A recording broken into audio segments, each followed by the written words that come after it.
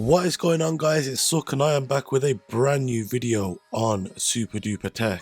And in today's video we'll be showing you guys what the results were for the benchmark test that I did run on the HTC 10. Now if you guys do want to see a full comparison between the HTC 10 and the U11, then be sure to hit that subscribe button.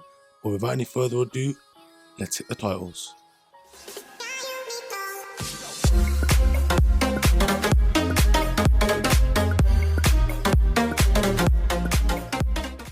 So then, in typical fashion, as I do with all of my benchmarking videos, I have compiled all of the results into a table. And as you guys can see, the first test application that I did run was Geekbench 4. Now Geekbench runs a number of different algorithms to test out the performance of a particular device.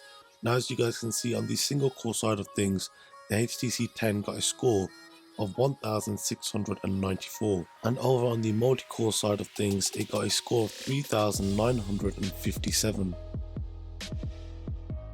Another test that I did run using Geekbench 4 was an OpenGL test. Now on this I did get a score of 6807. Another application that I did use to test out the OpenGL performance of the HTC 10 was Geekbench OpenGL. Now unlike the OpenGL test performed using Geekbench 4, which gives a score based on how well the device performs, Geekbench renders out a number of different higher and lower level intensive scenes. And for each of these scenes it gives an average FPS readout, and in the interest of saving time and space on the table, I have instead made an average of each of these results for both the high and lower level intensive tasks. And once again, as you guys can see by the table, for the higher level intensive tasks I did get an average FPS readout of around 22.64, and for those graphical intensive tasks that were slightly lower in intensity, I got an average FPS readout of around 44.5. Now if you guys do want to see each individual score for each test that was conducted using Geekbench OpenGL, then by all means you are welcome to pause at any point and double check it yourself. Now the next test that I did run was from 3D Mark. Now this was a test called Slingshot.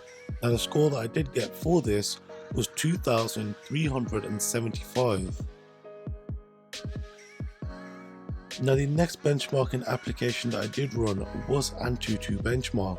Now with this, it tests out a number of different aspects from the GPU, the CPU, along with the RAM, and then gives us a score based on how well it performs. And as you guys can see, I did get a score of 112,958. And finally, the last test that I did run once again was from Antutu. Now this was their 3D benchmarking application. Now for 3D Marooned, I did get an average FPS readout of around 27.04 frames per second. Whereas for 3D Garden, I did get an average FPS readout of around 37.71 frames per second.